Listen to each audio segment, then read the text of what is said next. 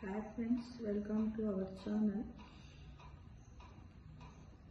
Saturday singing time.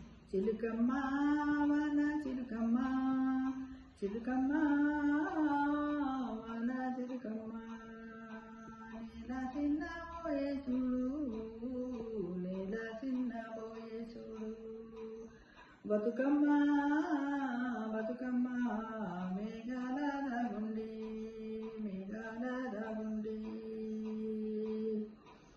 Pogamma, pogamma, gamegala mida, nuravamma, gamegala mida, nuravamma. Kanti mida, kurkuledamma, kanti mida, kurkuledamma. Palle kanniru, పెడుతుందమ్మా పెడుతుందమ్మా కరుణించి ఒక్కసారి రావమ్మా వానమ్మా రావమ్మ మా కష్టాలెన్నో మా తీరావోయమ్మా మా కష్టాలెన్నో తీరావోయమ్మా ఎండబోసిన రైతు గుండెలు ముద్దాడి కుండా పోతగా కురిసి పోవమ్మా కుండా పోతగా కురిసి పోవమ్మా చిలుకమ్మా వారా చిలుకమ్మా నేల చిన్న పోయే చూడు చిలుకమ్మా వారా చిలుకమ్మా నేల చిన్న పోయే చూడు బతుకమ్మా బతుకమ్మా మేఘాల దాక్కుండి చిలుకమ్మా వాన చిలుకమ్మా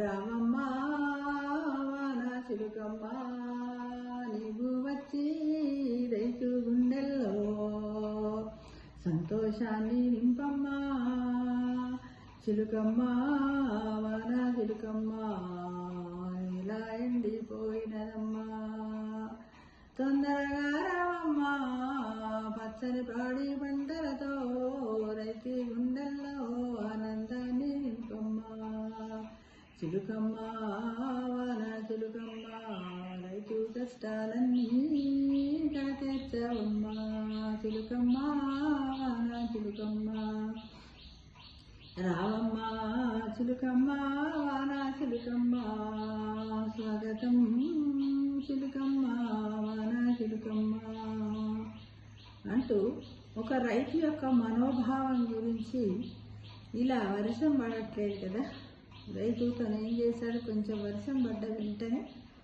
నేలను చదును చేసి తను పంట వేసుకున్నాడు. ఆ రైతు ఎప్పుడు ఆనందంగా ఉండగలుగుతాడు అంటే వర్షం పడి ఆ ఒక్కొక్క మొలక ఎత్తుతుంటే మొలక చిన్నగా ఎత్తినప్పుడు దాన్ని చూసి చాలా సంతోషం. మనం కూడా ఒక ఇంటి ముందు చిన్న పూల మొక్క పెట్టినట్టయితే ఒక సిగురేసి దాన్ని రోజు చూడాలి, ఎన్నోసార్లు చూస్తాం. అదేవిధంగా రైతు గుండెల్లో సంతోషాన్ని చూడాలంటే వర్షం పడాలి. ఆ వర్షం పడితేనే నేలలో నాటినటువంటి మొక్కలన్నీ కూడా చిన్న పిలకగా, తర్వాత రెండు ఆకులతో, తర్వాత ఒక చిన్న చిన్న కొమ్మలతో, ఆ తర్వాత పువ్వులతో, కాయలతో దిగుబడి వచ్చినప్పుడు రైతు యొక్క ఆనందానికి అవధులు ఉండవు. ఆయన పడ్డటువంటి కష్టాన్ని కూడా మొత్తం మర్చిపోయి ఆ పంట రూపంలో చూసుకొని మురిసిపోతూ తాను నలుగురికి అన్నం పెడుతున్నాను, లేకపోతే నలుగురికి ఆహారాన్ని ఇస్తున్నాను తృప్తితో ప్రతి రైతు కూడా సంతోషపడతాడు.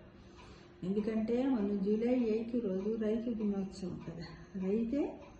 రైతు వ్యవసాయము, వ్యయం అంటే ఆదాయం, సాయం, వ్యవసాయంలోనే ఆదాయంతో సాయం చేయడం అని కదా.